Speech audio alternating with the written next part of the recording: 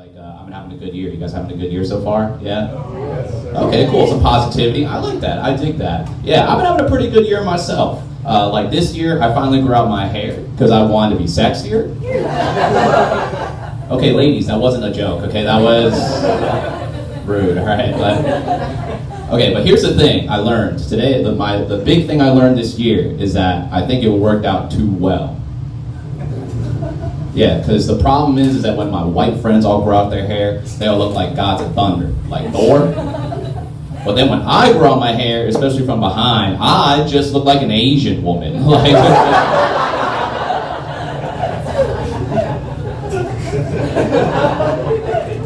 And I only started noticing this after I started getting catcalled on Market Street the other day. Embarrassing. I didn't know it came with the long hair. This is the crazy thing. Now I understand why women, you guys shouldn't be catcalled. It's embarrassing, right? Because the other day I was walking down Market Street, this homeless guy started hollering me from behind, and he just went, let me see that face, sweetie.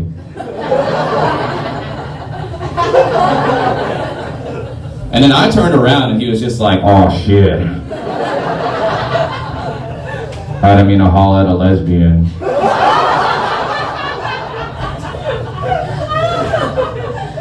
So I guess it's true, you do turn gay in San Francisco. Anyway, I've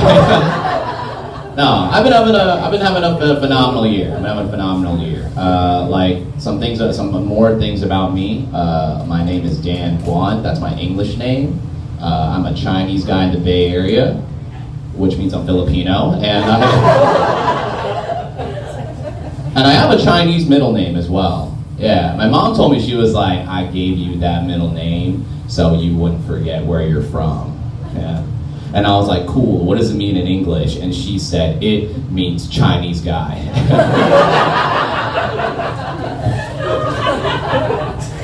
And I was like, did you give me that middle name, or did the government give me that middle name? You know how fucked up it is to have a middle name that just means your race? And then I asked her, I was like, why did you even give my first name as Daniel? And then she said, I wanted you to fit in America. And I was like, yeah, but everyone in school can see my face. So mission accomplished, all right? Later in life, I did actually learn that that's just a thing that my mom does. She's like a very old, middle-aged Asian lady, and what she does is that she doesn't keep track of my friends. She just gives them nicknames in her head based on the first thing she knows about them, right? So like my Jewish friend, she just call him Jew. That's just what she does. My first black friend, she called him Blackie. And then my Vietnamese friend, she called him Kevin Nguyen. So that's just what she does, right? Yeah. I'm happy to be living here. I've been living in the Bay Area for 3 years, but I'm actually originally from Boston. Make some noise from the East Coast, yeah? They're on this side of the room, all right? Yeah, fuck these guys, all right? Where are you guys from the East Coast? Shout them out. Where are y'all from? Cambridge. Oh, shit, really? Cambridge? Nah, New York. Nah, okay, what? Like, why? That'd be like if I asked, who here's from San Francisco? You said, Fremont! It's just like... It's like, okay, dude, I'd be like, who's here from New York? And they'll be like, New Jersey! It's just... I take it you've been. To where? To where? Fremont? To Fremont? Yeah, basically. No, you've been to Cambridge. I've been to Cambridge. You've been to Cambridge. It's lovely. It's lovely. Oh, cool. That's awesome. Yeah. Yeah. I'm glad you like your time. Most people don't really like it when I tell them I'm from Boston or just that area. You know. Yeah. You hate Boston. Okay, cool. You're from New York. Fuck you. Anyway, no. No. Here's the thing. It's just it's true. I get a lot of weird looks. Boston's a very white town. A lot of times I go to my friends and they'll just come up to me. They'll be like, Boston, but you don't look or sound racist. And look. And this is the thing. It's just I had a hard time growing up because I grew up in a very white town. I was the only Asian kid there, and I had to do a lot of things to fit in with my white friends. But they still wouldn't take me. And guys, I tried everything. I tried wearing my cap backwards. I tried going to tailgates. I even dated a few Asian women. And And I've done that joke everywhere, but it really hits in Palo Alto. Like,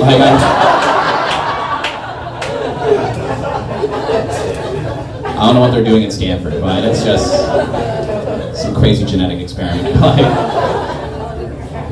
yeah. And that's why I got tired of it. I got tired of being in Boston. You know, I was like, I need a new change. That's why I came to the Bay Area. And you know, when I got here, I was just like, I wanted to be around people that understand me for who I am, right? It's just that then my first housing agent thought I was Filipino. So now I'm, which is the hardest thing. Like, he just came up to me. He was just like, hey, here's your new apartment in Daly City. And I was like, what? He's like, it's a 5-minute walk to your work, the clinic. And I was like, what? And then I told him, he asked me, like, what else do I do? He's like, oh, I do comedy. And then I was like, all right, well, what else do you do? He's like, oh, I DJ. And then he was like, oh, now you're super Filipino. So now I just, that's what I do. Cool. We're getting to know each other for a bit. We're warming up for a bit. I'll tell you some other things about me. Like, I have a very deep voice. Yeah. Okay, cool. All right, one guy. All right. Yeah. No, I got this voice when I was 10 years old. You know how weird it is to be a 10-year-old and you get this deep voice? Can you imagine being a 10 and you go up to your mom saying, Mom, like, just, feed me. Like, she's like, Jesus Christ. And then so she got scared, and then she actually brought me to the doctor. And then the doctor had to explain to her and said, actually, it's pretty normal for boys to get a voice like this because their bodies change and their lifestyles change. And that is called vaping. And I was like, just want to be part of the cool hip crowd, you know? But the hardest thing about it is that, like, when growing up, I also grew up in an immigrant family. Like, make some noise, you're from an immigrant family, right? All right, cool. A few of us. All right, I'm gonna call ICE right now. It's pretty convenient. We're all huddled up in the basement in an Asian bar. They'll never find us. Pretty cool. No, I grew up in an immigrant family. The number one rule is, as a kid, you never disobey what your parents tell you. And when my dad found out, he made me answer all the phone calls on his behalf. That's what he did. Which gets kind of awkward. Because one day, like, he made me, the electricity company called. They called for him about an overdue bill. Then he gave me the phone, and all I heard was, sir, do you know you're overdue your bill by 3 weeks?